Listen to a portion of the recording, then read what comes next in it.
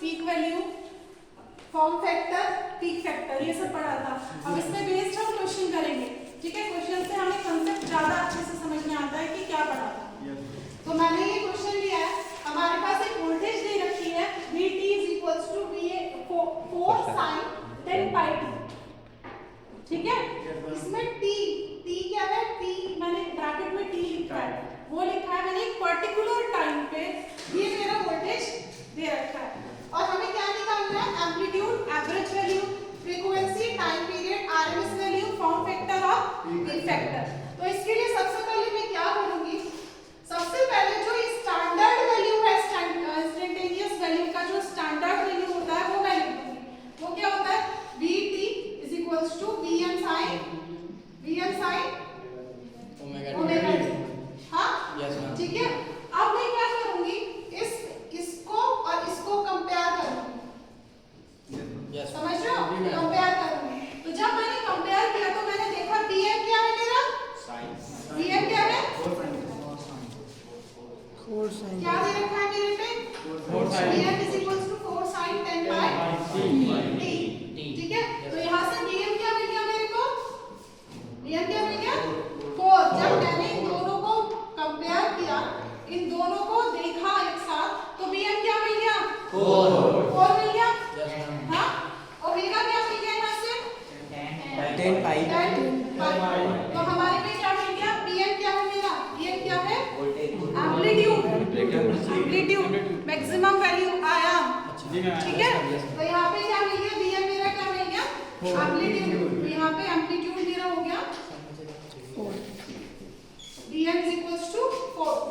Angular frequency क्या मिल गई मुझे, एंगुलर फ्रीक्वेंसी क्या मिल गई 10 pi, omega is equals to 10 pi। अब मैं लीनियर फ्रीक्वेंसी निकाल सकती हूँ इससे, लीनियर फ्रीक्वेंसी, हाँ। ओमेगा का फॉर्मूला क्या होता है, omega is equals to 2 pi, यही होता है ना।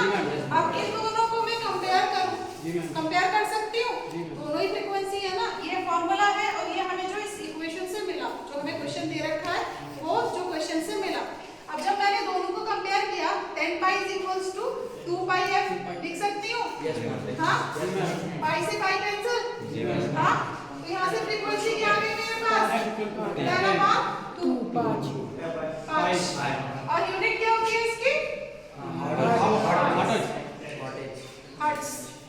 आगे फ्रीक्वेंसी, अब मैं टाइम पीरियड निकाल सकती हूँ। टाइम पीरियड क्या होता है, टाइम पीरियड क्या होता है 1 अपॉन फ्रीक्वेंसी, 1 अपॉन फ्रीक्वेंसी। आवृत काल क्या होता है 1 अपॉन आवृत्ति, ठीक है। आवृत काल क्या होता है 1 अपॉन आवृत्ति, ठीक है। तो यहाँ पे मैं टाइम पीरियड निकाल सकती हूँ 1 अपॉन फ्रीक्वेंसी, 1 अपॉन 5। ये आ गया मेरे पे टाइम पीरियड, यूनिट सेकंड, ठीक है। इसका यूनिट था एम्पलीट्यूड का वोल्ट। उसके बाद फिर क्या निकालना है मेरे को, एवरेज वैल्यू,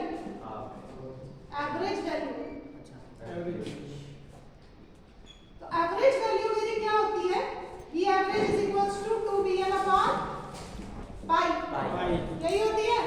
Vm मेरे पास है, उसका वैल्यू रख दूं 2 into 4 अपॉन पाई। तो एवरेज वैल्यू क्या आ गई मेरे पास 8 अपॉन पाई, ठीक है।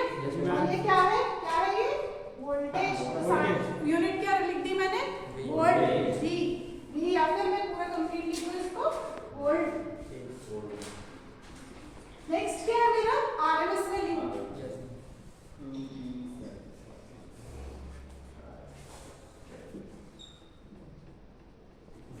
आरएमएस वैल्यू का फॉर्मूला क्या होता है, आरएमएस वैल्यू का फॉर्मूला क्या होता है Vm upon √2, Vm upon √2, Vm upon √2।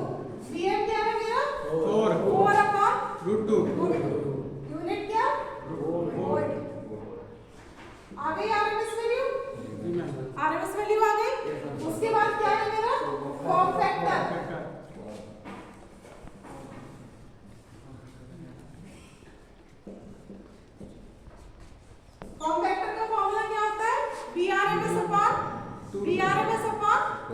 V average, V RMS upon V average.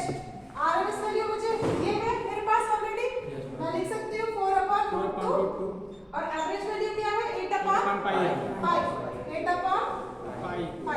अब मैंने इसको सॉल्व कर लिया, 4/4 1 is 4, 4 2 is 8, pi/2√2। आ गया फॉर्म फैक्टर pi/2√2। इसके बाद नेक्स्ट क्या है मेरे पास, क्या निकालना है, peak factor.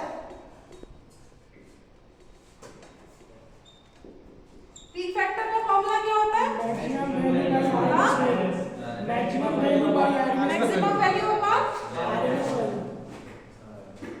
V maximum upon V RMS। Maximum value क्या है मेरी, मैक्सिमम वैल्यू क्या है 4, RMS वैल्यू क्या है 4/√2। ये कैंसिल, पीक फैक्टर क्या आ गया मेरा √2 और कुछ बचा